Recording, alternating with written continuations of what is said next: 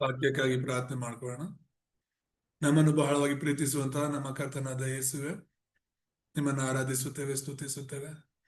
ಎಲ್ಲಾ ಘನತೆಗೂ ಮಾನ ಮಹಿಮೆಗೂ ನೀವೇ ಯೋಗ್ಯರು ಕರ್ತನ. ಅಪ್ಪ, ಲೋಕದಲ್ಲಿ ನಮ್ಮನ್ನ ಹುಡುಕಿ ಬಂದ ಕರ್ತನು, ನಮ್ಮನ್ನ ಹುಡುಕಿ ಕಂಡುಕೊಂಡಂತ ದೇವರು, ರಕ್ಷಿಸಿ ನಿಮ್ಮ ಒಂದು ರಾಜ್ಯದ ಮಕ್ಕಳನ್ನಾಗಿ ಮಾರ್ಪಡಿಸಿದ ಕರ್ತನು ನೀವು. ಹೌದು ಕರ್ತನೆ, ನಾವೇನು ಮಾಡದೇ ಇದ್ದರೂ ಎಲ್ಲವನ್ನ ನಮಗೋಸ್ಕರ ಮಾಡಿ ಅಪ್ಪ ಮುಗಿಸಿದ ಕರ್ತನೆ, ನಿಮ್ಗೆ ಸ್ತೋತ್ರ. ಈ ಸಮಯದಲ್ಲಿ ನಮ್ಮ ಜೀವಿತದ ಮೇಲೆ, ನಮ್ಮ ಕುಟುಂಬದ ಮೇಲೆ, ನಮ್ಮ ಸಭೆಯ ಮೇಲೆ ನೀವೇ ಆಳ್ವಿಕೆ ಮಾಡಬೇಕಾಗಿ ಪ್ರಾರ್ಥಿಸ್ತೇವೆ. ಕಳೆದ ವಾರದಿಂದಲೂ ಹೌದು ಸ್ವಾಮಿ, ನಿಮ್ಮ ಆಳ್ವಿಕೆಯ ಕುರಿತಾಗಿ ನಾವು ಧ್ಯಾನ ಮಾಡ್ತಿದ್ದೇವೆ. ಈ ವಾರವೂ ಕೂಡ ಅದರ ಕುರಿತಾಗಿ ಕಲಿಯುವಾಗ ಕೇಳುವಂತ ಪ್ರತಿಯೊಬ್ಬರನ್ನ ಕೂಡ ಆಶೀರ್ವದಿಸಿ ಬಲಪಡಿಸಿ ಕ್ರಿಸ್ತನಾದ ಯೇಸು ನಾಮದಲ್ಲಿ ಪ್ರಾರ್ಥಿಸ್ತೇನೆ ಅಂತಂದೆ. ಆಮೇಲೆ ದೇವ್ರ ನಾಮಕ್ಕೆ ಮಹಿಮೆ ಉಂಟಾಗಲಿ.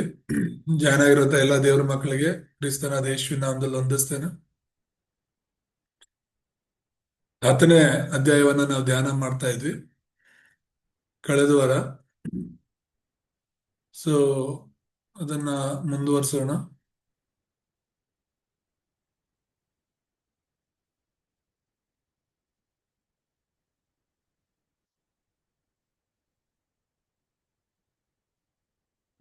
ಈ ಯೇಸು ಕ್ರಿಸ್ತನ ಒಂದು ಆಳ್ವಿಕೆ ಬಗ್ಗೆ ಧ್ಯಾನ ಮಾಡ್ತಿದ್ವಿ. ಯೇಸು ಹೇಗೆ ಸಭೆಯನ್ನ ಆಳ್ತಿದ್ದಾರೆ ಅಂತ ಅದನ್ನ ಇಬ್ರಿ 10:2-25 ನಾವು ಧ್ಯಾನ ಮಾಡಿದ್ವಿ.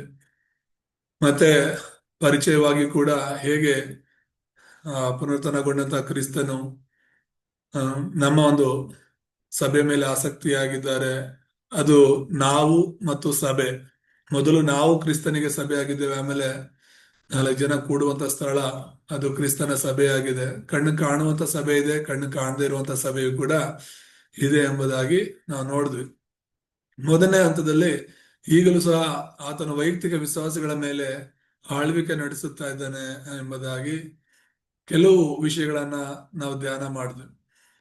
ಸೊ ಮೊದಲನೇದಾಗಿ ಕರ್ತನ ಮೂಲಭೂತ ಕೆಲಸ ಅಂತ ಹೇಳಿದ್ರೇನೆ ಆತನು ಸಭೆಯ ಜೊತೆ ಮಾತನಾಡುವಂಥದ್ದು, ಮತ್ತೆ ನಿರುತ್ಸಾಹಗೊಂಡಂತ ಶಿಷ್ಯರನ್ನ ಆಳ್ವಿಕೆ ಮಾಡಿದ್ದು, ಆಲಸ್ಯದಿಂದ ಕೂಡಿದಂತ ವಿಶ್ವಾಸಿಗಳ ಬಳಿಗೆ ಹೋಗಿ ಅವನ್ನ ಬಲಪಡಿಸಿದ್ದು, ಪ್ರಾರ್ಥಿಸುವ ವಿಶ್ವಾಸಿಗಳ ಮೇಲೆ ಆಳ್ವಿಕೆ ಮಾಡಿದ್ದನ್ನ ಕಳೆದ ವಾರ ನಾವು ನೋಡಿದ್ವಿ. ಸೊ ಈ ವಾರ 5ನೇದಾಗಿ ನೋಡೋಣ, ಸಾಕ್ಷಿ ಹೇಳುವ ವಿಶ್ವಾಸಿಗಳ ಮೇಲೆ ಆಳ್ವಿಕೆ ಮಾಡುತ್ತಾನೆ ಎಂಬುದಾಗಿ. ದೇವರ ನಾಮಕ್ಕೆ ಸ್ತೋತ್ರ. ಅಪೊಸ್ತಲರ ಕೃತ್ಯಗಳು 7:56.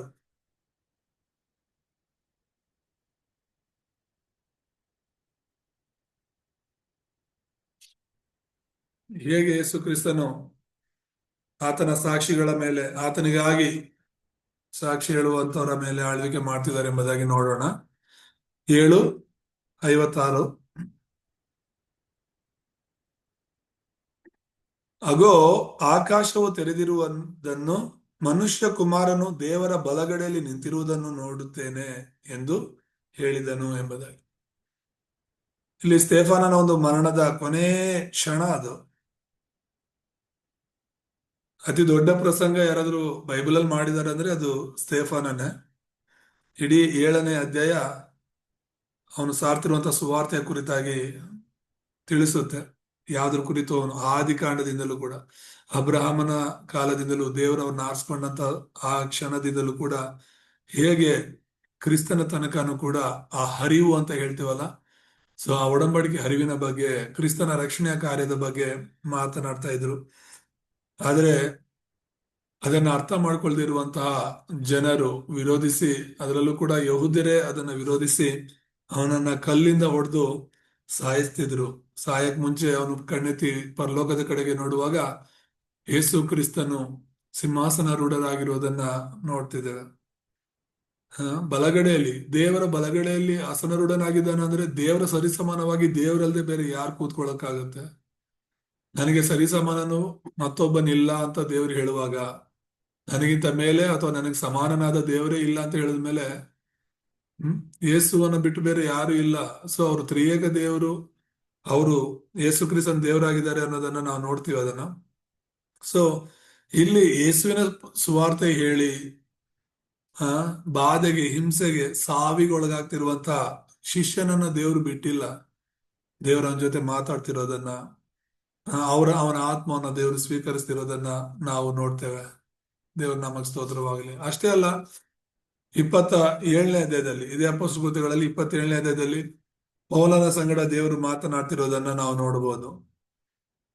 27, 23, 24 ಓದುವಾಗ, ನಾನು ಯಾರವನಾಗಿದ್ದೇನೋ, ಯಾರನ್ನು ಸೇವಿಸುತ್ತೇನೋ ಆ ದೇವರಿಂದ ಬಂದ ಒಬ್ಬ ದೂತನು ಕಳೆದ ರಾತ್ರಿಯಲ್ಲಿ ನನ್ನ ಹತ್ತಿರ ನಿಂತು, ಪೌಲನೇ, ಭಯಪಡಬೇಡ, ನೀನು ಚಕ್ರವರ್ತಿಯ ಮುಂದೆ ನಿಲ್ಲಬೇಕು. ಇದಲ್ಲದೆ ನಿನ್ನ ಸಂಗಡ ಈ ಹಡಗಿನಲ್ಲಿ ಪ್ರಯಾಣ ಮಾಡುವವರೆಲ್ಲರೂ, ಅವರೆಲ್ಲರ ಪ್ರಾಣ ದೇವರು ನಿನ್ನ ಮೇಲಣ ದಯೆಯಿಂದ ಉಳಿಸಿಕೊಟ್ಟಿದ್ದಾನೆಂದು ನನ್ನ ಸಂಗಡ ಹೇಳಿದನು ಅಂತ ಪೌಲನ್ ಹೇಳ್ತಾ ಇರೋದು. ಅಂದ್ರೆ ಆ ಹಡಗು ಅಲ್ಲಕಲ್ಲೋಲವಾಗ್ತಾ ಇದೆ. ಆ ಹಡಗು ದೊಡ್ಡ ದೊಡ್ಡ ಅಲೆಗಳಿಂದ ಬಡಿಯಲ್ಪಟ್ಟು ಮುಳುಗೋಗುವ ಹಂತಕ್ಕೆ ಬಂದಿದೆ. ಪೌಲನು ಪ್ರಯಾಣ ಮಾಡ್ತಿದ್ದಾನೆ, ಅಂದ್ರೆ ಪೌಲನನ್ನ ಖೈದಿಯಾಗಿ ಅವನೆಲ್ಲರಿಗೂ ಸುವಾರ್ತೆ ಸಾರಿ ಎಲ್ಲರನ್ನ ಮತಾಂತರ ಮಾಡ್ತಿದ್ದಾನೆ ಅಂತ ಹೇಳ್ಬಿಟ್ಟು ಅವನ ಮೇಲೆ ಅನೇಕರು ದೂರು ಕೊಟ್ಟಿದ್ರಿಂದ ಆ ರೋಮಪುರದ ಚಕ್ರವರ್ತಿ ಅವನನ್ನ ಹಿಡ್ಕೊಂಡು ಬರ್ಬೇಕು ಅಂತ ಆಜ್ಞಾಪಿಸಿರ್ತಾನೆ. ಹಾಗಾಗಿ ಆ ರೋಮಪುರದ ಚಕ್ರವರ್ತಿಯ ಆಜ್ಞೆಯ ಮೇರೆಗೆ ಪೌಲನನ್ನ ಸೆರೆಯಾಗಿ ಹಿಡ್ಕೊಂಡು ಹಡಗಿನಲ್ಲಿ ಕರ್ಕೊಂಡು ಹೋಗ್ತಿರ್ತಾರೆ. ಆ ಸಮಯದಲ್ಲಿ ದೊಡ್ಡ ಅಲೆಗಳಿಗೆ ಸಿಕ್ಕಂತಹ ಹಡಗು ಮುಳುಗುವಂತ ಹಂತದಲ್ಲಿರುತ್ತೆ. ಅವನೆದ್ದು ನಿಂತ್ಕೊಂಡು ಹೇಳ್ತಿರುವಂತ ಮಾತು, ದೇವರು ನನ್ನ ಸಂಗಡ ಮಾತಾಡಿದ್ರು, ತನ್ನ ದೂತನನ್ನ ಕಳಿಸಿ ನನ್ನ ಸಂಗಡ ಮಾತನಾಡು, ನಿನ್ನ ನಿಮಿತ್ತವಾಗಿ ಈ ಹಡಗಲ್ಲಿರುವಂತ ಪ್ರತಿಯೊಬ್ಬರ ಪ್ರಾಣವನ್ನ ನಾನು ಉಳಿಸ್ತೇನೆ ಅಂತ ಹೇಳಿದ್ದಾರೆ. ಹಾಗಾಗಿ ನಾನು ನಂಬಿರುವಂತ ದೇವರು ಕೈ ಬಿಡಲ್ಲ, ನೀವೆಲ್ಲರೂ ಧೈರ್ಯವಾಗಿರಿ ಅಂತ ಹೇಳ್ಬಿಟ್ಟು ಆ ಹಡಗಿನೊಳಗಡೆ ಇರುವಂತಹ ಎಲ್ಲ 276 ಜನರನ್ನ ಬಲಪಡಿಸೋದನ್ನ ನಾವು ನೋಡ್ತೇವೆ. ಯಾಕೆ ಇದನ್ನ ಹೇಳ್ತಿದ್ದೀನಿ ಅಂದ್ರೆ, ಇವರೆಲ್ಲರೂ ಸುವಾರ್ತೆಗೋಸ್ಕರ ನಿಂತವರು, ಕ್ರಿಸ್ತನಿಗೋಸ್ಕರನೇ ಜೀವಿಸಿದವರು. ಇವರನ್ನ ದೇವರು ಬಿಟ್ಟಿಲ್ಲ. ಕೊನೆ ಕ್ಷಣದಲ್ಲೂ ಕೂಡ, ಇಂತಹ ಒಂದು ಪರಿಸ್ಥಿತಿಗಳಲ್ಲೂ ಕೂಡ ದೇವರು ಜೊತೆಲಿದ್ದು ಅವ್ರನ್ನ ಬಲಪಡಿಸಿರೋದನ್ನ ನಾವು ನೋಡ್ಬೋದು ಅಂತ. ದೇವರ ನಾಮಕ್ಕೆ ಸ್ತೋತ್ರವಾಗಲಿ. ಹಾಗೇನೆ 6ನೇದಾಗಿ ನಾವು ನೋಡುವಾಗ, ಪ್ರತಿಯೊಬ್ಬ ವಿಶ್ವಾಸಿಗಳ ಮೇಲೆ ಯೇಸು ಕ್ರಿಸ್ತನು ಆಳ್ವಿಕೆ ಮಾಡ್ತಾ ಇದ್ದಾನೆ ಎಂಬುದಾಗಿ. ಪ್ರತಿ ವಿಶ್ವಾಸಿಯನ್ನ ಯಾರು ಆಳ್ತಿದ್ದಾನೆ? ದೇವರೇ. ಯಾಕಂದ್ರೆ ದೇವರನ್ನ ನಾವು ನಮ್ಮ ಹೃದಯಗಳಲ್ಲಿ ಯಜಮಾನನಾಗಿ ಸ್ವೀಕರಿಸಿದ್ದೇವೆ. ಆತನು ನಮ್ಮ ಹೃದಯದಲ್ಲಿ ಯಜಮಾನ ಅಂತ ಹೇಳಿದ್ರೆ ಮಾಸ್ಟರ್, ಆತನೇ ನಮ್ಮನ್ನ ನಡೆಸುವಾತನು ಎಂಬುದಾಗಿ. ಎಫೆಸಿಯ 5ನೇ ಅಧ್ಯಾಯ 23ನೇ ವಚನವನ್ನ ನಾವು ಓದುವಾಗ, ಕ್ರಿಸ್ತನು ಸಭೆಗೆ ತಲೆಯಾಗಿರುವ ಪ್ರಕಾರವೇ ಗಂಡನು ಹೆಂಡತಿಗೆ ತಲೆಯಾಗಿದ್ದಾನೆ ಎಂಬುದಾಗಿ. ಕ್ರಿಸ್ತನು ಸಭೆಗೆ ತಲೆಯಾಗಿರುವ ಅಂತ ಹೇಳಿದ್ರೆ 4 ಜನ ಕೂಡುವ ಸಭೆ ಅದೊಂದಾದ್ರೆ, ಮೊದಲು ನೀನು, ಈಗ ಗಂಡನಿಗೆ ತಲೆ ಯಾರು? ಕ್ರಿಸ್ತನು ಅಂತ. ಅಂದ್ರೆ ಆ ವಿಶ್ವಾಸಿಗೆ, ಪ್ರತಿಯೊಬ್ಬ ವಿಶ್ವಾಸಿಗೂ ಯೇಸು ಕ್ರಿಸ್ತನೇ ತಲೆಯಾಗಿದ್ದಾರೆ. ತಲೆ ಅಂದ್ರೆ ಏನು? ಯಜಮಾನನಾಗಿದ್ದಾನೆ, ನಡೆಸುವಂತವನಾಗಿದ್ದಾನೆ ಎಂಬುದಾಗಿ ನಾವು ನೋಡ್ತೇವೆ. ನಿನಗೂ ನನಗೂ ಯೇಸುವೆ ಯಜಮಾನನಾಗಿ ನಮ್ಮನ್ನ ಆಳ್ವಿಕೆ ಮಾಡ್ತಿದ್ದಾರೆ. ಆತನ ಆಳ್ವಿಕೆಯಲ್ಲಿ ನಾವಿದ್ದೀವಿ ಅನ್ನೋದನ್ನ ಮರಿಬಾರ್ದು. ಮತ್ತೆ 1 ಕೊರಿಂಥ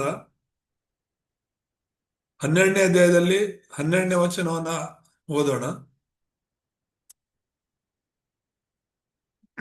1 ಕೊರಿಂಥ 12:12. ಹೇಗೆ ದೇಹವು ಒಂದಾಗಿದ್ದರೂ ಅದಕ್ಕಿರುವ ಅಂಗಗಳು ಅನೇಕವಾಗಿವೆಯೋ, ಹೇಗೆ ದೇಹದ ಅಂಗಗಳೆಲ್ಲವೂ ಅನೇಕವಾಗಿದ್ದು ಒಂದೇ ದೇಹವಾಗಿರುವುದೋ, ಹಾಗೆಯೇ ಕ್ರಿಸ್ತನು ಎಂಬುದಾಗಿ.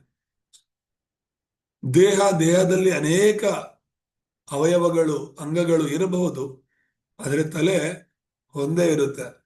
ಆ ತಲೆನೇ ಎಲ್ಲ ಅಂಗಗಳನ್ನ ನಡೆಸುತ್ತೆ. ಈಗ ನಮ್ಮೆಲ್ಲರ ತಲೆ ಶಾರೀರಿಕವಾಗಿ ನಾವು ತೆಗೆದುಕೊಂಡ್ರೆ, ಇದು ಆ ರೂಪಕಲಾಂಕಾರದಲ್ಲಿ ಹೇಳ್ತಿರುವಂತದ್ದು, ದೇವರು ಆ ಹೋಲಿಕೆ ಮಾಡಿ ಹೇಳ್ತಿರುವಂತದ್ದು ಆತ್ಮಿಕ ವಿಷಯಗಳನ್ನ ನಮ್ಗೆ ಅರ್ಥ ಮಾಡ್ಸಕ್ಕಂತ ಹೇಳಿ. ಈಗ ನಮ್ಮ ಶರೀರವನ್ನೆಲ್ಲ ಹತೋಟಿಯಲ್ಲಿ ಇಟ್ಕೊಂಡಿರೋದು ಯಾವ ಅಂಗ ಅಂತ ಹೇಳಿದ್ರೆ ತಲೆ. ತಲೆ ಇಲ್ಲ ಅಂತ ಹೇಳಿದ್ರೆ ನಮ್ಮ ದೇಹ ಯಾವುದು ಕಾರ್ಯ ಮಾಡಲ್ಲ. ಯಾಕಂದ್ರೆ ದೇಹಕ್ಕೆ ಗೊತ್ತಾಗಲ್ಲ ಏನ್ ಮಾಡ್ಬೇಕಂತ. ಕೈಗಳಿಗೆ, ಕಾಲುಗಳಿಗೆ, ದೇಹದಲ್ಲಿರುವ ಯಾವ ಅಂಗಗಳು ಕೂಡ ಕಾರ್ಯ ಮಾಡೋದಿಲ್ಲ, ತಲೆ ಇದ್ರೆ ಮಾತ್ರನೇ. ಸೊ ಹಾಗೆ ಕ್ರಿಸ್ತನು ನಮ್ಮ ತಲೆಯಾಗಿರುವಂತದ್ದು. ನಮಗೂ ನಮ್ಮ ಸಭೆಗೂ ಕ್ರಿಸ್ತನೇ ತಲೆಯಾಗಿರೋದ್ರಿಂದ ಪ್ರತಿಯೊಬ್ಬರನ್ನ ಕೂಡ ಆತನೇ ನಡೆಸ್ತಾ ಇದ್ದಾನೆ ಎಂಬುದಾಗಿ. 13ನೇ ವಚನದಲ್ಲೂ ಕೂಡ ನಾವು ನೋಡ್ತೇವೆ, ಯಹೂದ್ಯರಾಗಲಿ ಗ್ರೀಕರಾಗಲಿ, ದಾಸರಾಗಲಿ ಸ್ವತಂತ್ರರಾಗಲಿ, ನಾವೆಲ್ಲರೂ ಒಂದೇ ದೇಹವಾಗುವುದಕ್ಕಾಗಿ ಒಂದೇ ಆತ್ಮನಲ್ಲಿ ದೀಕ್ಷಾಸನ ಮಾಡಿಸಿಕೊಂಡೆವು. ಒಂದೇ ಆತ್ಮ ನಮ್ಮೆಲ್ಲರಿಗೂ ಪಾನವಾಗಿ ಕೊಡಲ್ಪಟ್ಟಿತು. ದೇಹವು ಒಂದೇ ಅಂತ ಹೇಳ್ಬಿಟ್ಟು, ಅಂಗಗಳು ಬೇರೆ ಬೇರೆ ಆದ್ರೂ ದೇಹ ಒಂದೇ ಆಗಿದೆ. ಅದಕ್ಕೆ ನಾವೆಲ್ಲರೂ ಅದು ಯಾರೇ ಆಗ್ಲಿ, ಈಗ ಆ ಕಾಲದಲ್ಲಿ ಹೇಗೆ ಗ್ರೀಕರು ಯಹೂದ್ಯರು ಅಂತ ಹೇಳ್ತಿದ್ರು, ದಾಸರು ಸ್ವತಂತ್ರರು ಅಂತ ಹೇಳ್ತಿದ್ರು, ಹಾಗೆ ಈ ಕಾಲದಲ್ಲಿ ಅನೇಕ ಧರ್ಮದವರು, ಅನೇಕ ಜಾತಿಯವರು ನಾವಿದ್ದೇವೆ. ನಾವು ಯಾವುದೇ ಜಾತಿ ಇರ್ಬೋದು, ಯಾವುದೇ ಧರ್ಮ ಇರ್ಬೋದು, ಆದ್ರೆ ಕ್ರಿಸ್ತನ ಅಂಗಗಳಾಗಿದ್ದೇವೆ. ಕ್ರಿಸ್ತನು ನಮ್ಮ ತಲೆಯಾಗಿದ್ದಾರೆ ಎಂಬುದನ್ನ ಮರಿಬಾರ್ದು. ಇದೇ ಅಧ್ಯಾಯದಲ್ಲಿ 27ನೇ ವಚನ ಓದುವಾಗ, ನೀವು ಕ್ರಿಸ್ತನ ದೇಹವು ಮತ್ತು ಒಬ್ಬೊಬ್ಬರಾಗಿ ಅದಕ್ಕೆ ಅಂಗಗಳಾಗಿದ್ದೀರಿ ಅಂತ ಹೇಳಿ. ನಾವೆಲ್ಲರೂ ಕ್ರಿಸ್ತನ ದೇಹವಾಗಿದ್ದೇವೆ. ನಾವೆಲ್ಲರೂ ಕೂಡ ಕ್ರಿಸ್ತನ ಒಂದೊಂದು ಅಂಗಗಳಾಗಿದ್ದೇವೆ ಎಂಬುದಾಗಿ. ಈಗ ನಾವು ಕ್ರಿಸ್ತನ ದೇಹದಲ್ಲಿ ಒಂದು ಅಂಗ ಆಗಿದ್ದೇವೆ ಅಂದ್ರೆ ಅದರ ಪೂರ್ತಿ ಆ ಅಧಿಕಾರ ಕ್ರಿಸ್ತನಿಗಿದೆ ಅನ್ನುವಂಥದ್ದು ಮತ್ತೊಂದು ಆವರ್ತಿ ಈ ವಚನ ಸಾಬೀತುಪಡಿಸುತ್ತೆ. ಹಾಗೇನೆ ಏಳನೇದಾಗಿ ನಾವು ನೋಡುವಾಗ 1ನೇ ಕೊರಿಂಥಿ 3ನೇ ಅಧ್ಯಾಯ 16ನೇ ವಚನ ನಮ್ಮೆಲ್ಲರಿಗೂ ಗೊತ್ತಿರುವಂತ ವಚನ. ಅಲ್ಲಿ ತುಂಬಾ ಸ್ಪಷ್ಟವಾಗಿ ಹೇಳೋದು ಏನಂತ ಹೇಳಿದ್ರೆ, ನಾವೆಲ್ಲರೂ ಕೂಡ ದೇವರ ಆಲಯವಾಗಿದ್ದೀವಿ ಅಂತ. ನೀವು ದೇವರ ಆಲಯವಾಗಿದ್ದೀರೆಂದು ದೇವರ ಆತ್ಮನು ನಿಮ್ಮಲ್ಲಿ ವಾಸ ಮಾಡುತ್ತಾನೆಂದು ನಿಮಗೆ ಗೊತ್ತಿಲ್ಲವೋ ಅಂತ ಹೇಳ್ತಿರೋದು. ಸೊ ನಿಮ್ಮಲ್ಲಿ ಯಾರು ವಾಸ ಮಾಡ್ತಾ ಇದ್ದಾರೆ? ಕ್ರಿಸ್ತನು. ಅದಕ್ಕೆ ಕ್ರಿಸ್ತನು ಹೇಗೆ ಆಳುತ್ತಾನೆ ಅಂತ ನಾವು ಅರ್ಥ ಮಾಡ್ಕೋಬೇಕು. ಕರ್ತನು ಹೇಗೆ ಆಳ್ತಾರೆ? ನಮ್ಮ ಹೃದಯಗಳಲ್ಲಿ ಇದ್ದುಕೊಂಡು, ನಮ್ಮ ಜೀವಿತಗಳಲ್ಲಿ ಇದ್ದುಕೊಂಡು ಆತನು ನಮ್ಮನ್ನ ನಡೆಸ್ಬೇಕಂತಿರೋದು ಈ ಲೋಕದಲ್ಲಿ. ಹೇಗೆ ಆತ ನಮ್ಮ ಹೃದಯಗಳಲ್ಲಿ ಬರ್ತಾರೆ? ಖಂಡಿತವಾಗ್ಲೂ ಕೂಡ ಬಲವಂತದಿಂದ ಬರೋದಿಲ್ಲ. ಪ್ರಕಟಣೆ 3:20ರಲ್ಲಿ ವಚನ ತುಂಬಾ ಸ್ಪಷ್ಟವಾಗಿ ಹೇಳುತ್ತೆ. ದೇವರ ವಾಕ್ಯ ಹೇಳ್ತಿರೋದೇನೋ, ಈಗೋ ಬಾಗಿಲ ಬಳಿಯಲ್ಲಿ ನಿಂತ್ಕೊಂಡು ಬಾಗಿಲನ್ನ ತಟ್ಟುತ್ತಾ ಇದ್ದೇನೆ ಎಂಬುದಾಗಿ. ಯಾವನಾದ್ರೂ ನನ್ನ ಶಬ್ದವನ್ನು ಕೇಳಿ ಬಾಗಿಲನ್ನು ತೆರೆದರೆ ನಾನು ಒಳಗೆ ಬಂದು ಅವನ ಸಂಗಡ ಊಟ ಮಾಡುವೇನೋ, ಅವನು ನನ್ನ ಸಂಗಡ ಊಟ ಮಾಡುವನು ಎಂಬುದಾಗಿ ಹೇಳ್ತಿರೋದು. ಅಂದ್ರೆ ಬಾಗಿಲ ಬಳಿಯಲ್ಲಿ ನಿಂತ್ಕೊಂಡು ಬಾಗಿಲನ್ನು ತಟ್ತಾ ಇದ್ದೇನೆ. ಯಾವನಾದ್ರೂ ಆ ಸ್ವರವನ್ನ ಕೇಳಿ ಬಾಗಿಲು ತೆರೆದ್ರೆ ನಾನು ಒಳಗೆ ಬರ್ತೀನಿ, ಇಲ್ಲಾಂದ್ರೆ ಇಲ್ಲ. ಇವತ್ತು ಎಷ್ಟೋ ಜನರು ಸುವಾರ್ತೆ ಗೊತ್ತಿರೋರು, ಬೈಬಲ್ ಓದ್ತಿರೋರು, ಯೇಸುವಿನ ಬಗ್ಗೆ ತಿಳಿದಿರೋರು ಕೂಡ ತುಂಬಾ ಜನ ಅವರ ಹೃದಯಗಳನ್ನ ಯೇಸುವಿಗೆ ಒಪ್ಸಿಲ್ಲ. ಯೇಸು ಬಗ್ಗೆ ತಿಳಿದೇ ಇರುವವ್ರ ಬಗ್ಗೆ ಬಿಟ್ಟುಬಿಡಿ, ಆದ್ರೆ ಯೇಸು ಕ್ರಿಸ್ತನ ಬಗ್ಗೆ ತಿಳಿದಿರುವವರು ಯೇಸುವನ್ನ ಅವರ ಹೃದಯಗಳಲ್ಲಿ ಅಂಗೀಕರಿಸ್ಕೊಳ್ತಾ ಇಲ್ಲ ಅನ್ನುವಂಥದ್ದನ್ನ ನಾವು ಗಮನಿಸ್ಬೇಕು. ಎಷ್ಟೋ ಜನ ಇನ್ನು ಚರ್ಚ್ ಬರ್ತಿರೋರು ಇರ್ತಾರೆ, ಆದ್ರೆ ಅವ್ರು ಚರ್ಚ್ ಒಳಗಡೆ ಇರ್ತಾರೆ, ಕ್ರಿಸ್ತನ ಒಳಗಡೆ ಇರೋದಿಲ್ಲ. ಚರ್ಚ್ ಒಳಗಡೆ ಇರ್ತಾರೆ, ಸತ್ಯದೊಳಗಡೆ ಇರೋದಿಲ್ಲ. ವಾಕ್ಯಗಳನ್ನ ಕೇಳ್ತಿರ್ತಾರೆ, ಆದ್ರೆ ಅದನ್ನ ಹಿಡ್ಕೊಳ್ಳೋದಿಲ್ಲ. ಅದು ನಂದು, ಅದೇ ಸತ್ಯ ಅಂತ ಹೇಳಿ ಹಿಡ್ಕೊಳ್ಳೋದಿಲ್ಲ ಅಂತ ಹೇಳಿ. ಸೊ ಹಾಗಾಗಿ ಕ್ರಿಸ್ತನು ಏನೋ ಕಳ್ಳನ ಹಾಗೇನೋ ಅಥವಾ ಆ ಏನು ದಬ್ಬಾಳಿಕೆಯಿಂದ ಒಳಗಡೆ ಬರುವವನಲ್ಲ. ಕಳ್ಳನ ಆ ತರ ಬರೋದು, ಒಂದು ಮನೆಯೊಳಗೆ ಹೋಗ್ಬೇಕು ಅಂದ್ರೆ ಆ ಕಳ್ಳ ಬಾಗಿಲನ್ನ ಮುರಿತಾನೆ, ಬೀಗ ಮುರಿದು ಬಾಗಿಲ ಮುರಿದು ಬಲವಂತವಾಗಿ ಅವನು ಒಳಗೆ ಬರ್ತಾನೆ. ಕ್ರಿಸ್ತನು ಯಜಮಾನನು ಆತರ ಅಲ್ಲ, ಬಾಗಿಲು ಒಳಗಡೆಯಿಂದಲೇ ಬರ್ತಾನೆ. ದೇವರ ನಾಮಕ್ಕೆ ಸ್ತೋತ್ರವಾಗಲಿ. ಯಾರ ಹೃದಯಗಳಲ್ಲೂ ಕ್ರಿಸ್ತನು ಬಲವಂತವಾಗಿ ಬರೋದಿಲ್ಲ. ಯಾರಿಗಿಷ್ಟ ಇಲ್ಲ ಅಂದ್ರೂ ಆತನ ಅವರ ಹೃದಯಗಳಲ್ಲಿ ಬರೋದಿಲ್ಲ. ಅವ್ರು ಇಷ್ಟಪಟ್ಟು ಅವ್ರು ನಂಬಿ ಯೇಸುವನ್ನು ಅಂಗೀಕರಿಸಿದ್ರೆ ಮಾತ್ರ ಬರ್ತಾರೆ. ಅವರ ಹೃದಯಗಳಲ್ಲಿದ್ದು ಅವರ ಜೀವಿತಗಳನ್ನ ನಡೆಸ್ತಾರೆ ಎಂಬುದಾಗಿ ನೋಡ್ತಾರೆ. ಹಾಗೇನೆ 9ನೇದಾಗಿ ನಾವು ನೋಡೋದಾದ್ರೆ 2 ಕೊರಿಂಥದಲ್ಲಿ ಕೂಡ 13ನೇ ಅಧ್ಯಾಯ 13ನೇ ವಚನದಲ್ಲಿ ನಾವು ನೋಡುವಾಗ ಅಲ್ಲೊಂದು ವಚನ ಓದ್ಕೋಣ. 13ರಲ್ಲಿ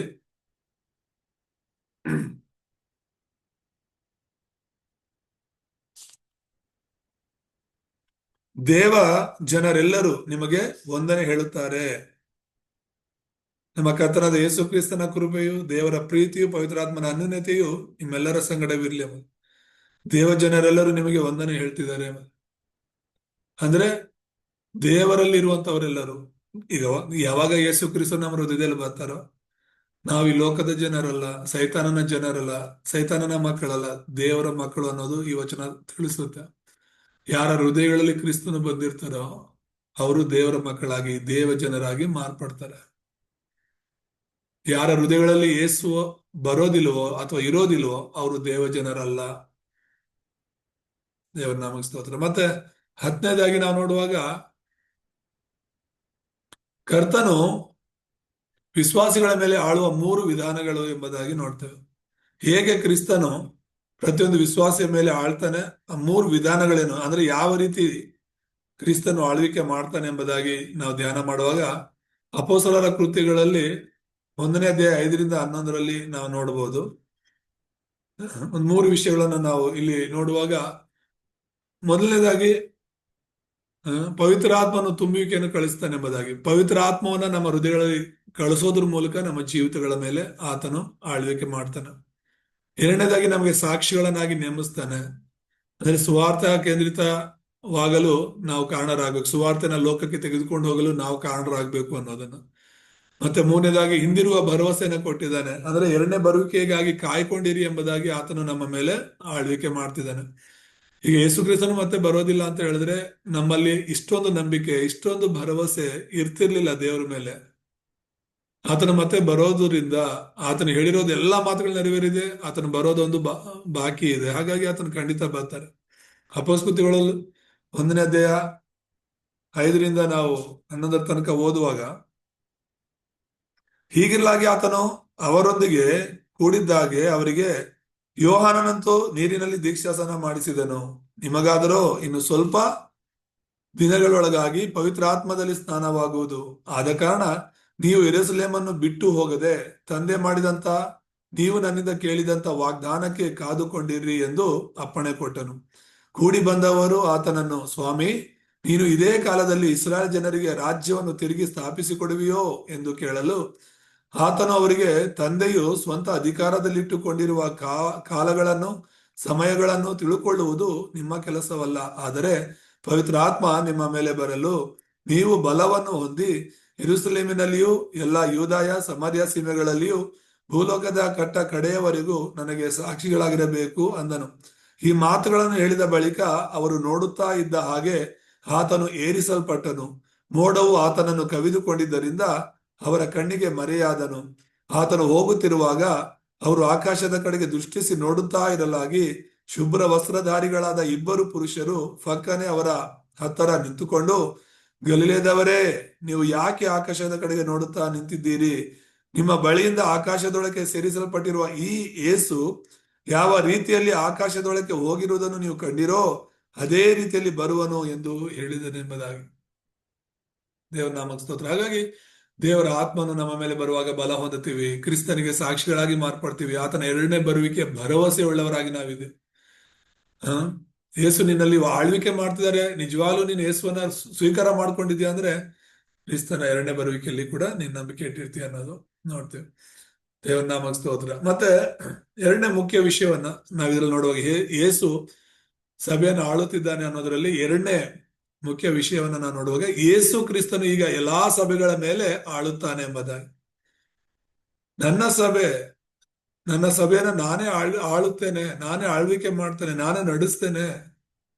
ಆ ಸಭೆಗೆ ಯಾವ ಪಾತಾಳದ ಶಕ್ತಿ ಕೂಡ ಸೋಲಿಸೋದಕ್ಕೆ ಆಗೋದಿಲ್ಲ. ಯಾಕಂದ್ರೆ ಕ್ರಿಸ್ತನು ಎಂಬ ಬಂಡೆ ಮೇಲೆ ಆ ಸಭೆ ಕಟ್ಟಿರೋದ್ರಿಂದ.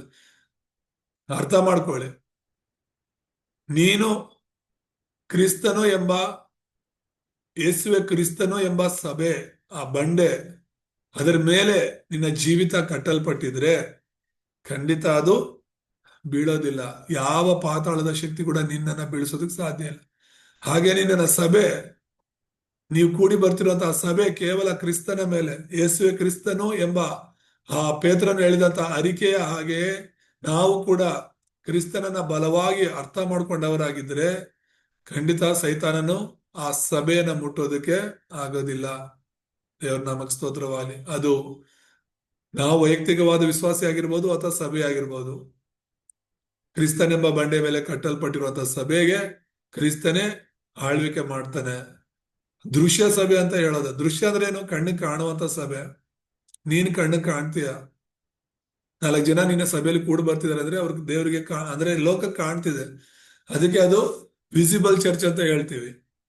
ಕಾಣದೇ ಇರುವಂತ ಸಭೆ ಇನ್ವಿಸಿಬಲ್ ಚರ್ಚ್ ಅಂತ, ಅದು ಯೂನಿವರ್ಸಲ್ ಚರ್ಚ್ ಅಂತ ಕೂಡ ಹೇಳ್ತೀವಿ. ಅಂದ್ರೆ ವಿಶ್ವ ಸಭೆ, ಸ್ಥಳೀಯ ಸಭೆ, ವಿಶ್ವಸಭೆ. ಸ್ಥಳೀಯ ಸಭೆ ಅಂದ್ರೆ ನಾವು 4 ಜನ ನಾವು ಎಲ್ಲಿ ನಮ್ಮ ಸಭೆಗೆ ಕೂಡಿ ಬರ್ತೀವೋ ಅದು. ಇನ್ನು ವಿಶ್ವಸಭೆ ಅಂದ್ರೆ ಲೋಕದಲ್ಲೆಲ್ಲ ಇರುವಂತಹ ನಿಜವಾದ ಶಿಷ್ಯರು, ನಿಜವಾದ ವಿಶ್ವಾಸಿಗಳನ್ನ ವಿಶ್ವಸಭೆ ಅಂತ ಕರಿತೀವಿ. ಆ ಲೋಕದಲ್ಲಿರುವಂತಹ ಪ್ರತಿಯೊಬ್ಬರು ಕೂಡ ಕ್ರಿಸ್ತನ ಅಂಗಗಳಾಗಿದ್ದಾರೆ. ನಮ್ಮ ಸಭೆಯಲ್ಲಿ ಕೂಡಿ ಬರೋರೆಲ್ಲರೂ ಪರಲೋಕಕ್ಕೆ ಹೋಗ್ತಾರ ಇಲ್ವೋ ಗೊತ್ತಿಲ್ಲ, ಆದ್ರೆ ಕಣ್ಣಿಗೆ ಕಾಣದೇ ಇರುವಂತಹ ಸಭೆ ಅಂತ ಏನಿದೆ, ಅವರು ನಿಜವಾಗ್ಲೂ ಕೂಡ ಕ್ರಿಸ್ತನ ಬರುವಿಕೆಯಲ್ಲಿ ಎಬ್ಬಿಸಲ್ಪಡ್ತಾರೆ, ರೂಪಾಂತರವಾಗ್ತಾರೆ. ಅದು ಅದೃಶ್ಯ ಸಭೆ ಎಂಬುದಾಗಿ ನಾವು ನೋಡ್ತೀವಿ. ಸೊ ಇಲ್ಲಿ ಕ್ರಿಸ್ತನ ಏನ್ ಹೇಳ್ತಿದ್ದಾನೆ? ಮೊದಲನೇದಾಗಿ ಪ್ರಕಟಣೆಯಲ್ಲಿ ಕಂಡು ಬರುವ ಪುರಾವೆಗಳನ್ನ ನಾವು ನೋಡ್ತೀವಿ. ಅಂದ್ರೆ ಹೇಗೆ ಯೇಸು ಕ್ರಿಸ್ತನು ಸಭೆಗಳ ಮೇಲೆ ಆಳ್ವಿಕೆ ಮಾಡ್ತಿದ್ದಾರೆ, ಹೇಗೆ ಕ್ರಿಸ್ತನು ಆ ಒಂದು ಆತನ ವಿಷಯಗಳನ್ನ ಅವ್ರಿಗೆ ಹೇಳ್ತಿದ್ದಾನೆ, ಅಥವಾ ದೇವರು ಹೇಗೆ ಅವರ ಸಂಗಡ ಮಾತನಾಡ್ತಿದ್ದಾರೆ ಅನ್ನೋದನ್ನ ನಾವು ಈ ಒಂದು ಪ್ರಕಟಣೆಯ ಪುಸ್ತಕದಿಂದ ತಿಳ್ಕೋಬಹುದು. ಮೊದಲ 2-3 ಅಧ್ಯಾಯಗಳಲ್ಲಿ ದೇವರು ಸಭೆ ಜೊತೆಗೆ ಮಾತಾಡ್ತಿರೋದನ್ನ ನಾವು ನೋಡ್ತೇವೆ. ಪ್ರಕಟಣೆ 2:1 ನಾವು ನೋಡುವಾಗ, ಎಫೆಸದಲ್ಲಿರುವ ಸಭೆಗೆ ದೂತನಿಗೆ ಬರೆ, 7 ನಕ್ಷತ್ರಗಳನ್ನು ಬಲಗೈಯಲ್ಲಿ ಹಿಡಿದುಕೊಂಡು 7 ಚಿನ್ನದ ದೀಪಸ್ತಂಭಗಳ ಮಧ್ಯದಲ್ಲಿ ತಿರುಗಾಡುವ ಆತನು ಹೇಳುವುದೇನೆಂದರೆ ಅಂತ ಇದೆ. ದೇವರು ಎಫೆಸಿ ಸಭೆಯ ಸಂಗಡ ಮಾತನಾಡ್ತಿರೋದನ್ನ ತುಂಬಾ ಸ್ಪಷ್ಟವಾಗಿ ನಾವು ನೋಡಬಹುದು. ಅಂದ್ರೆ ಅದನ್ನ ಆಳ್ವಿಕೆ ಮಾಡ್ತಿರೋದ್ರಿಂದಲೇ ಹೇಳ್ತಿರೋದು ಹೇಗಿರ್ಬೇಕು ಹೇಗಿರಬಾರ್ದು ಅಂತ. ಪ್ರಕಟಣೆ 2:8 ನಾವು ನೋಡ್ತೇವೆ, ಸ್ಮರಣದಲ್ಲಿರುವ ಸಭೆಯ ದೂತನಿಗೆ ಬರೆ ಎಂಬುದಾಗಿ. ಪ್ರಕಟಣೆ 2:12 ನಾವು ನೋಡುವಾಗ ಪೆರ್ಗಮದಲ್ಲಿರುವ ಸಭೆಯ ದೂತನಿಗೆ ಬರೆ ಅಂತ ಹೇಳ್ಬಿಟ್ಟು. ಆದ್ರೆ ಇದೆಲ್ಲವೂ ಕೂಡ ಏನು, ಅವ್ರು ಏನು ಮಾಡ್ಬೇಕು ಏನು ಮಾಡಬಾರ್ದು, ನೀವು ನನ್ನವರಾಗಿರೋದ್ರಿಂದ, ನಾನ್ ನಿಮ್ಮನ್ನ ಕೊಂಡ್ಕೊಂಡಿರೋದ್ರಿಂದ, ನನ್ನ ಸಭೆ ಆಗಿರೋದ್ರಿಂದ, ನನ್ನ ಮಕ್ಕಳಾಗಿರೋದ್ರಿಂದ ನೀವು ಮೊದಲೇ ಹೇಗಿದ್ರಿ, ಇವಾಗ ಹೇಗಿದ್ದೀರಾ, ಇನ್ಮೇಲೆ ನೀವು ಹೇಗೆ ಇರಬೇಕು ಅಂತ ನಾನು ಆಸೆ ಪಡ್ತೇನೆ ಅನ್ನುವಂತ ವಿಷಯಗಳನ್ನ ಯೇಸು ಕ್ರಿಸ್ತನು ಈ ಸಭೆಗಳ ಸಂಗಡ ಹೇಳ್ತಿರೋದನ್ನ ನಾವು ನೋಡ್ಬೋದು. 18ನೇ ವಚನದಲ್ಲಿ ತುವತೈರದಲ್ಲಿರುವ ಸಭೆಯ ದೂತನಿಗೆ ಬರೆ ಅಂತ ಹೇಳ್ಬಿಟ್ಟು ಹೇಳ್ತಿದ್ದಾರೆ. ಹಾಗೇನೆ ಪ್ರಕಟಣೆ 3:1 ನಾವು ನೋಡುವಾಗ ಸಾರ್ದಿಸಿನಲ್ಲಿರುವಂತಹ ಸಭೆಯ ದೂತನಿಗೆ ಬರೆ ಎಂಬುದಾಗಿ, 7ನೇ ವಚನದಲ್ಲಿ ಫಿಲದೆಲ್ಫಿಯಾದಲ್ಲಿರುವ ಸಭೆಯ ದೂತನಿಗೆ ಬರೆ ಎಂಬುದಾಗಿ, ಹಾಗೇನೆ ಕೊನೆಯದಾಗಿ 3:14 ಲವೋದಿಕೀಯದಲ್ಲಿರುವ ಸಭೆಯ ದೂತನಿಗೆ ಬರೆ ಎಂಬುದಾಗಿ. ಸೊ ದೇವರು ಸಭೆಯನ್ನ ಆಳುತ್ತಿದ್ದಾನೆ ಅನ್ನೋದು ಈ ವಚನಗಳಿಂದ ತುಂಬಾ ಸ್ಪಷ್ಟವಾಗಿ ನಾವು ಅರ್ಥ ಮಾಡ್ಕೋಬಹುದು. ಸಭೆ ಅಂದಮೇಲೆ ಅದು ದೇವರ ರಕ್ತದಿಂದ ಕೊಂಡುಕೊಂಡಲ್ಪಟ್ಟ ಸಭೆ ಅನ್ನೋದಾದ್ರೆ, ನೀನಾಗ್ಲಿ, ನಿನ್ನ ಕುಟುಂಬ ಆಗ್ಲಿ, ನಿನ್ನ ಸಭೆ ಆಗ್ಲಿ, ಅದು ದೇವರ ಸಭೆ ಅಂದ್ರೆ ದೇವ್ರ ಮಾತಾಡೋದನ್ನ ಕೇಳ್ಬೇಕು, ದೇವರ ಮಾತನ್ನ ಕೇಳ್ಬೇಕು, ದೇವರ ಮಾತಿನಂತೆ ನಾವು ನಡ್ಕೋಬೇಕು ಅಂತ ಹೇಳ್ಬಿಟ್ಟು ಈ ಸಭೆಗಳಿಗೆಲ್ಲ ದೇವರು ಅವರು ಮೊದಲು ನಡ್ಕೊಂಡಂತ ರೀತಿಯನ್ನು ಕೂಡ ಹೊಗಳ್ತಿದ್ದಾರೆ. ಅವರು ಮೊದಲು ಪ್ರಾರಂಭದಲ್ಲಿ ಏನೆಲ್ಲ ದೇವ್ರಿಗೋಸ್ಕರ ಮಾಡಿದ್ರು, ಯಾವ ರೀತಿ ಸೇವೆ ಮಾಡಿದ್ರು, ಯಾವ ರೀತಿ ಅವರು ಸಮಯವನ್ನ ಕೊಟ್ರೆಂಬುದಾಗಿ ಎಲ್ಲ ಹೇಳ್ತಾ ಅವ್ರನ್ನ ಹೊಗಳ್ತಿದ್ದಾರೆ. ಎರಡನೇದಾಗಿ ಬಂದಾಗ, ಇವಾಗ ನೀವ್ ಯಾಕೆ ಈ ತರ ಆಗಿದ್ದೀರಾ, ಮೊದ್ಲಿದ್ದಂತ ಆ ಪ್ರೀತಿ ಇಲ್ವಲ್ಲ, ಮೊದ್ಲಿದ್ದಂತ ಆ ಒಂದು ನಡತೆ ಇಲ್ವಲ್ಲ, ಮೊದ್ಲಿದ್ದಂತ ಸೇವೆ ಇಲ್ವಲ್ಲ, ಮೊದ್ಲಿದ್ದಂತ ವಾಕ್ಯ ಇಲ್ವಲ್ಲ ಅಂತ ಹೇಳ್ಬಿಟ್ಟು ಅವ್ರಿಗೆ ಗದರಿಸ್ತಿರೋದನ್ನ ನಾವು ನೋಡ್ತೇವೆ. ಮತ್ತೆ ಎಚ್ಚರಿಕೆ ಕೂಡ ಕೊಡ್ತಿದ್ದಾರೆ, ನೀವು ಒಂದ್ ವೇಳೆ ಹೀಗೇನೆ ಇದ್ರೆ ನಿಮ್ಮನ್ನ ನಾನು ದೂರ ಮಾಡ್ಬಿಡ್ತೀನಿ ಅಂತ. ಲವೋದಿಕೀಯ ಸಭೆಯಲ್ಲಿ ಹೇಳುವಂತ ಮಾತನ್ನ ನಾವು ನೋಡ್ಬೋದು. ನೀವ್ ಈ ಕಡೆ ಬೆಚ್ಚಗೂ ಇಲ್ಲ, ಈ ಕಡೆ ತಣ್ಣಗೂ ಇಲ್ಲ, ಒಂದ್ ವೇಳೆ ನೀವ್ ಹೀಗೇನೆ ಇದ್ರೆ ನನ್ನ ಬಾಯಿಂದ ನಿಮ್ಮನ್ನ ಏನ್ ಮಾಡ್ಬಿಡ್ತೀನಿ, ಉಗುಳು ಬಿಡ್ತೀನಿ ಎಂಬುದಾಗಿ ಹೇಳ್ತಿರೋದನ್ನ ನಾವು ನೋಡ್ತೀವಿ. ಹಾಗಾಗಿ ಸಭೆಯಾಗಿರುವಂತ ನಾವು ದೇವರ ಸುವಾರ್ತೆ ಅರಿವಿನೊಳಗಡೆ ಇರಬೇಕೆಂಬುದಾಗಿ ನೋಡ್ತೇವೆ. ಎರಡನೇ ಮುಖ್ಯ ವಿಷಯವನ್ನು ನಾವು ನೋಡುವಾಗ, ದೇವರು ಸಭೆಗೆ ನೀಡುವ ಆಶೀರ್ವಾದಗಳೇನು ಅಂತ. ನೀನು ಸಭೆಯಾಗಿದ್ಯಾ, ಮತ್ತೆ ನಾವು ಕೂಡಿ ಬರುವಂತಹ ಆ ದೇವಜನರ ಗುಂಪು ಕೂಡ ದೇವರ ಸಭೆ ಆಗಿದೆ. ಹಾಗಾದ್ರೆ ದೇವರು ಸಭೆಗೆ ಕೊಡುವಂತ ಆಶೀರ್ವಾದಗಳೇನು ಅನ್ನೋದನ್ನ ಕೂಡ ನಾವು ಅರ್ಥ ಮಾಡ್ಕೋಬೇಕಾಗಿದೆ. ಅಪೊಸ್ತಲರ ಕೃತ್ಯಗಳಲ್ಲಿ 4ನೇ ಅಧ್ಯಾಯ 32-33ನೇ ವಚನವನ್ನ ನಾವು ನೋಡುವಾಗ ಅಲ್ಲಿ ಕೆಲವು ವಿಷಯಗಳನ್ನ ನಾವು ಗಮನಿಸಬಹುದು. ದೇವರು ಮಾತನಾಡ್ತಿರುವಂತಹ ವಿಷಯಗಳು 32-33 ಓದ್ತೇನೆ. ನಂಬಿದ್ದ ಮಂಡಳಿಯವರ ಹೃದಯವು ಪ್ರಾಣವು ಒಂದೇ ಆಗಿತ್ತು. ಇದಲ್ಲದೆ ಒಬ್ಬನಾದರೂ ತನಗಿದ್ದ ಆಸ್ತಿಯಲ್ಲಿ ಯಾವುದೊಂದನ್ನು ಸ್ವಂತವಾದದ್ದೆಂದು ಹೇಳಲಿಲ್ಲ. ಎಲ್ಲವೂ ಅವರಿಗೆ ಹುದುವಾಗಿ ಇತ್ತು. ಮತ್ತು ಕರ್ತನಾದ ಯೇಸು ಜೀವಂತನಾಗಿ ಎದ್ದು ಬಂದವನೆಂಬುದಕ್ಕೆ ಅಪೊಸ್ತಲರು ಬಹು ಬಲವಾಗಿ ಸಾಕ್ಷಿ ಹೇಳುತ್ತಿದ್ದರು. ಬಹಳ ದಯವು ಅವರೆಲ್ಲರ ಮೇಲೆ ಇತ್ತು ಎಂಬುದಾಗಿ. ಹ್ಮ್ ಇರುವಂತಹ ಆಶೀರ್ವಾದ ಏನು? ಅವರಲ್ಲಿರುವಂತಹ ಹೊಂದಾಣಿಕೆ. ಈಗ ಒಂದೇ ಕ್ರಿಸ್ತನು, ಒಂದೇ ಸುವಾರ್ತೆ, ಒಂದೇ ಸತ್ಯ, ಇವರೆಲ್ಲರಲ್ಲಿ ಇರೋದ್ರಿಂದ ಅವರ ಆಲೋಚನೆ ಒಂದೇ ಆಗಿತ್ತು, ಅವ್ರ ಉದ್ದೇಶಗಳು ಒಂದೇ ಆಗಿತ್ತು, ಅವರ ಒಂದು ಗುರಿ ಒಂದೇ ಆಗಿತ್ತು. ಇವತ್ತು ಕುಟುಂಬಗಳು ಒಡೆಯಲ್ಪಡೋದು ಯಾಕೆ? ಅವರ ಗುರಿ ಉದ್ದೇಶಗಳು ಬೇರೆ ಆದಾಗ. ಸಭೆಗಳು ಒಡೆಯಲ್ಪಡೋದು ಯಾಕೆ? ಅವರ ಉದ್ದೇಶಗಳು ಗುರಿಗಳು ಬೇರೆ ಬೇರೆ ಆದಾಗ. ಒಂದ್ ವೇಳೆ ಇವತ್ತು ನಾವು ಜೂಮ್ ಮೀಟಿಂಗ್ ಅಲ್ಲಿ ಜಾಯ್ನ್ ಆಗಿದ್ದೀವಿ, ನಾವು ಈ ಸತ್ಯ ಸುವಾರ್ತೆಯಲ್ಲಿ ಮುಂಜಾನೆ ಪ್ರಾರ್ಥನೆಯಲ್ಲಿ ಜಾಯ್ನ್ ಆಗ್ತಾ ಇದ್ದೀವಿ, ಅನೇಕ ವರ್ಷಗಳಿಂದ ನೀವು ನನ್ನ ಜೊತೆ ಪ್ರಯಾಣ ಮಾಡ್ತಿದ್ದೀರಾ. ಆದ್ರೆ ಮಧ್ಯದಲ್ಲಿ ಹೋಗಿರೋರು ಎಷ್ಟೋ ಜನ ಇದ್ದಾರೆ. ನಮ್ಮನ್ನ ಬಿಟ್ಟು, ಈ ಸತ್ಯ ಸುವಾರ್ತೆಯ ಹರಿವನ್ನ ಬಿಟ್ಟು ನಮ್ಮಿಂದ ದೂರ ಆಗಿರೋರು ಎಷ್ಟೋ ಜನ ಇದ್ದಾರೆ. ಇನ್ನು ಮೇಲೆ ಕೂಡ ಒಂದ್ ವೇಳೆ ದೂರ ಆಗೋರು ಇರ್ಬೋದು, ಅಥವಾ ಇನ್ನೂ ಹೊಸ ಹೊಸಬ್ರು ಅನೇಕರು ನಮ್ಮ ಜೊತೆ ಸೇರ್ಬಹುದು. ಆದ್ರೆ ಇಲ್ಲಿ ಹೇಳ್ತಿರುವಂತದ್ದು, ಒಂದು ವೇಳೆ ಸತ್ಯವನ್ನ ಅರ್ಥ ಮಾಡ್ಕೊಂಡು, ನಾವು ಹೇಳ್ತಿರೋದನ್ನ ಅರ್ಥ ಮಾಡ್ಕೊಂಡು ಜೊತೆಲಿರೋದಾದ್ರೆ ಖಂಡಿತವಾಗ್ಲೂ ಅವ್ರು ಇರ್ತಾರೆ. ಎಷ್ಟು ದಿನ ಆದ್ರೂ, ಎಷ್ಟು ವರ್ಷ ಆದ್ರೂ ಕೂಡ. ಇಲ್ಲ ಅದು ಅರ್ಥ ಮಾಡ್ಕೊಂಡಿಲ್ಲ ಅಂದಾಗ, ಅಥವಾ ಅದನ್ನ ಬಿಟ್ಕೊಡುವಂತಹ ಚಾಯ್ಸ್ ಬಂದಾಗ ಆ, ನಮ್ಮ ಒಂದು ಗುಂಪಿನಿಂದ ಅವರು ಹೊರಗಡೆ ಹೋಗ್ತಾರೆ. ಇಲ್ಲಿ ಇವರೆಲ್ಲರೂ ಒಗ್ಗಟ್ಟಾಗಿರೋದಕ್ಕೆ ದೇವ್ರು ನೀಡಿದಂತ ಆಶೀರ್ವಾದ ಏನು ಅಂದ್ರೆ ಐಕ್ಯತೆ ಆಶೀರ್ವಾದ. ಅದರ ಜೊತೆಗೆ ಅದಕ್ಕಿಂತ ಹೆಚ್ಚಾಗಿ ದೇವರ ದಯೆ ಅವ್ರ ಮೇಲೆ ಇತ್ತು ಎಂಬುದಾಗಿ ನಾವು ನೋಡ್ತೇವೆ. ದೇವರ ದಯೆ, ದೇವರ ಆಶೀರ್ವಾದ ಅವ್ರ ಮೇಲೆ ಇದ್ದದರಿಂದ ಅವರೆಲ್ಲರೂ ಕೂಡ ಅವ್ರಿಗಿದ್ದದ್ದು ಎಲ್ಲವನ್ನ ಹಂಚಿಕೊಂಡು ಸರಿಸಮಾನವಾಗಿ ಅವರು ಜೀವಿಸ್ತಾ ಇದ್ರು ಎಂಬುದಾಗಿ. ದೇವ್ರ ನಾಮಕ್ಕೆ ಸ್ತೋತ್ರವಾಗಲಿ. ಮತ್ತೆ ಎರಡನೇದಾಗಿ ನಾವು ನೋಡುವಾಗ 1 ಥೆಸಲೋನಿಕ 1ನೇ ಅಧ್ಯಾಯ 6ರಿಂದ 10ನೇ ವಚನಗಳನ್ನ ನೋಡುವಾಗ ಕೆಲವು ವಿಷಯಗಳನ್ನ ನಾವು ಗಮನಿಸಬಹುದು. ಇದರಲ್ಲಿ ಹೀಗಿದೆ: ಇದಲ್ಲದೆ ನೀವು ಬಹಳ ಹಿಂಸೆಯನ್ನು ಅನುಭವಿಸಬೇಕಾಗಿದ್ದರೂ ಪವಿತ್ರ ಆತ್ಮನಿಂದ ಉಂಟಾದ ಆನಂದದೊಡನೆ ದೇವರ ವಾಕ್ಯವನ್ನು ಅಂಗೀಕರಿಸಿ ನಿಮ್ಮನ್ನು ಕರ್ತನಾದ ಯೇಸುವನ್ನು ಅನುಸರಿಸುವವರಾಗಿದ್ದೀರಿ. ಹೀಗೆ ಮಕೆದೋನ್ಯದಲ್ಲಿಯೂ ಅಖಾಯದಲ್ಲಿಯೂ ಕ್ರಿಸ್ತನನ್ನು ನಂಬುವರೆಲ್ಲರಿಗೆ ಮಾದರಿಯಾದಿರಿ ಎಂಬುದಾಗಿ. ಕರ್ತನ ವಾಕ್ಯವು ನಿಮ್ಮಿಂದಲೇ ಮೆಕೆದೋನ್ಯದಲ್ಲಿಯೂ ಅಖಾಯದಲ್ಲಿ ಘೋಷಿತವಾದದ್ದರಿಂದಲ್ಲದೆ ದೇವರ ಮೇಲೆ ನೀವು ಇಟ್ಟಿರುವ ನಂಬಿಕೆಯು ಎಲ್ಲಾ ಸ್ಥಳಗಳಲ್ಲಿಯೂ ಪ್ರಸಿದ್ಧವಾಯಿತು. ಆದುದರಿಂದ ಆ ವಿಷಯದಲ್ಲಿ ನಾವು ಏನೂ ಹೇಳಬೇಕಾದಿದ್ದಿಲ್ಲ. ನಾವು ನಿಮ್ಮಲ್ಲಿಗೆ ಬಂದಾಗ ನೀವು ಎಂಥ ಮನಸ್ಸಿನಿಂದ ನಮ್ಮ ಬೋಧನೆಯನ್ನು ಕೇಳಿದಿರೋ ಅದನ್ನು ಕುರಿತು ಅಲ್ಲಿಯ ಜನರು ತಾವೇ ಹೇಳುತ್ತಾರೆ. ಅದು ಮಾತ್ರವಲ್ಲದೆ ನೀವು ವಿಗ್ರಹಗಳನ್ನು ಬಿಟ್ಟು ಬಿಟ್ಟು ದೇವರ ಕಡೆಗೆ ತಿರುಗಿಕೊಂಡು ಜೀವವುಳ್ಳ ಸತ್ಯ ದೇವರನ್ನು ಸೇವಿಸುವುದಾದ್ದರಿಂದಲೂ ಆತನು ಸತ್ತವರೊಳಗಿಂದ ಎಬ್ಬಿಸಿದಂತಹ ಆಕಾಶದೊಳಗಿಂದ ಬರುವಂತ ಆತನ ಕುಮಾರನನ್ನು ಎದುರು ನೋಡುವವರಾಗಿರುತ್ತೀರೆಂದಲೂ ತಿಳಿಸುತ್ತಾರೆ. ಈ ಯೇಸುವು ಮುಂದೆ ಬರುವ ದೈವ ಕೋಪದಿಂದ ನಮ್ಮನ್ನು ತಪ್ಪಿಸುವ ಆತನು ಎಂಬುದಾಗಿ. ದೇವರ ನಾಮಕ್ಕೆ ಸ್ತೋತ್ರವಾಗಲಿ. ಸೊ ಮೊದಲಿಂದಲೂ ಕೂಡ ಪೌಲನು ಥೆಸಲೋನಿಕ ಸಭೆಗೆ ಹೇಳ್ತಿರೋದೇನು, ಅವ್ರು ಯಾವ ರೀತಿ ಆ ವಿಗ್ರಹಾರಾಧನೆಯಲ್ಲಿ ಮುಳುಗಿದ್ರು. ಸುವಾರ್ತೆ ಅನ್ನೋದು ಆ ಒಂದು ಪ್ರಾಂತ್ಯಕ್ಕೆ ಹೋದ ಮೇಲೆ ಅವರೆಲ್ಲರೂ ಕೂಡ ಕ್ರಿಸ್ತನನ್ನ ಪೂರ್ಣ ಹೃದಯದಿಂದ ಅಂಗೀಕರಿಸ್ಕೊಂಡ್ರು ಎಂಬುದಾಗಿ. ಅವರ ಅವರ ಅವರ ಒಂದು ವಿಗ್ರಹಾರಾಧನೆಯನ್ನ, ಮೂಢನಂಬಿಕೆಗಳನ್ನ ಎಲ್ಲವನ್ನ ಬಿಟ್ಟು ಅವರ ನಂಬಿಕೆ ಎಲ್ಲಾ ಕಡೆ ಹೋಗುವ ಹಾಗೆ ಅವ್ರು ಹಿಡ್ಕೊಂಡಂತ ಆ ವಾಕ್ಯ, ಸತ್ಯ ವಾಕ್ಯಗಳು ಎಲ್ಲಾ ಕಡೆ ಪ್ರಸಾರವಾಗುವಂತೆ ನೋಡ್ಕೊಂಡ್ರು ಅಂತ. ಹಾಗಾಗಿ 10ನೇ ವಚನದಲ್ಲಿ ಕೊನೆಯದಾಗಿ ಅವ್ರಿಗೆ ಸಿಗುವಂತ ಆಶೀರ್ವಾದ ಏನು ಅಂತ ಹೇಳಿದ್ರೆ, ಅಂಥವರೆಲ್ಲರನ್ನ ದೇವರು, ಯೇಸು ಕ್ರಿಸ್ತನು ತಿರುಗಿ ಬರುವಾಗ ಅವರನ್ನ ದೇವರ ಕೋಪದಿಂದ ತಪ್ಪಿಸುತ್ತಾನೆಂಬುದಾಗಿ. ಇದಕ್ಕಿಂತ ದೊಡ್ಡ ಆಶೀರ್ವಾದ ಏನಿದೆ ನಮಗೆ? ಈ ಲೋಕದಲ್ಲಿ ಏನ್ ಸಿಕ್ಕಿದೆ ಏನ್ ಸಿಕ್ಕಿಲ್ಲ ಅನ್ನೋದಲ್ಲ. ನಮಗೆ ನಿಜವಾದ ಆಶೀರ್ವಾದಗಳು, ಶಾಶ್ವತ ಆಶೀರ್ವಾದಗಳು ಈ ಲೋಕದಲ್ಲಿ ಸಿಗುವಂತವುಗಳಲ್ಲ, ದೇವರಿಂದ ಸಿಗುವಂತವುಗಳು. ಹಾಗಾಗಿ ನಾವು ದೇವರ ಮುಂದೆ ಹೋಗಿ ನಿಂತ್ಕೊಳ್ಳುವಾಗ ಆ ದೇವರ ಉಗ್ರತೆಯಿಂದ, ದೇವರ ಕೋಪದಿಂದ ಕ್ರಿಸ್ತನು ಮಾತ್ರನೇ ನಮ್ಮನ್ನ ತಪ್ಪಿಸಬಲ್ಲನು. ಅದು ದೇವರು ನಿನಗೂ ಸಭೆಗೂ ನೀಡ್ತಿರುವಂತಹ ಎರಡನೇ ದೊಡ್ಡ ಆಶೀರ್ವಾದ. ದೇವರ ನಾಮಕ್ಕೆ ಸ್ತೋತ್ರವಾಗಲಿ. ಮತ್ತೆ ಮೂರನೇದಾಗಿ ನಾವು ನೋಡುವಾಗ ಇಬ್ರಿ 10:25 ನಾವು ನೋಡುವಾಗ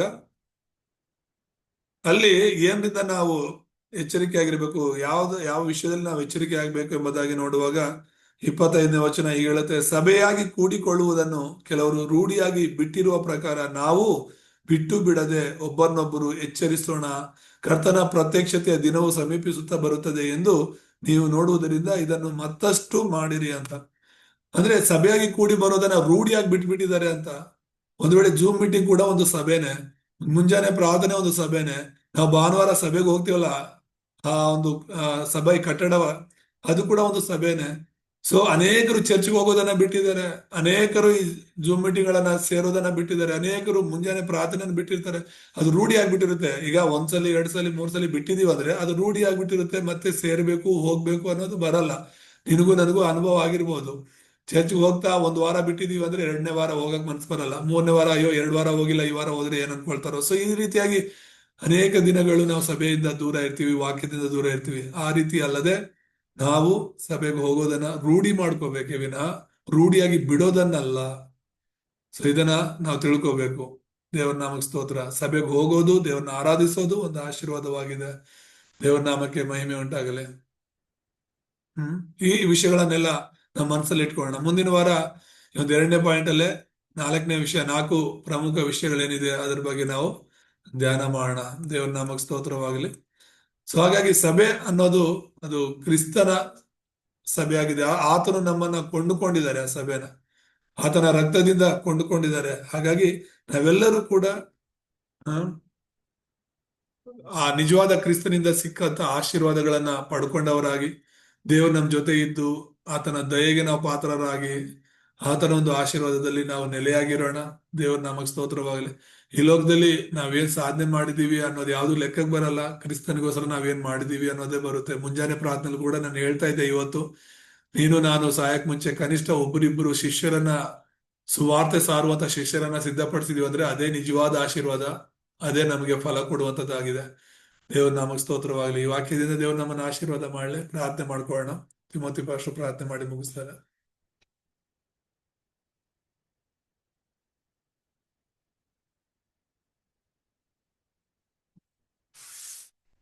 ಪರಿಶುದ್ಧನ ದೇವರೇ, ನಾಮಕ್ಕೆ ಸ್ತೋತ್ರ. ವಾಕ್ಯದಿಂದ ಮಾತನಾಡೋದಕ್ಕಾಗಿ ಸ್ತೋತ್ರ. ನಮ್ಮೆಲ್ಲರನ್ನ ನಿಮ್ಮ ಆತ್ಮನಿಂದ ತುಂಬಿಸಿರಿ. ಮುಂದಿನ ವಾರ ನಾವೆಲ್ಲರೂ ಮತ್ತೆ ಕೂಡಿ ಬಂದು ನಿಮ್ಮ ವಾಕ್ಯದ ಒಂದು ಅರಿವಿನಲ್ಲಿ ಇರುವಂತೆ ಸಹಾಯ ಮಾಡಿ. ಹಾಗೆ ಮಾಡಿದ್ದಕ್ಕಾಗಿ ಸ್ತೋತ್ರ. ಕ್ರಿಸ್ತನಾದ ಯೇಸುವಿನ ನಾಮದಲ್ಲಿ ಪ್ರಾರ್ಥಿಸ್ತೇನೆ ತಂದೆ, ಆಮೇನ್.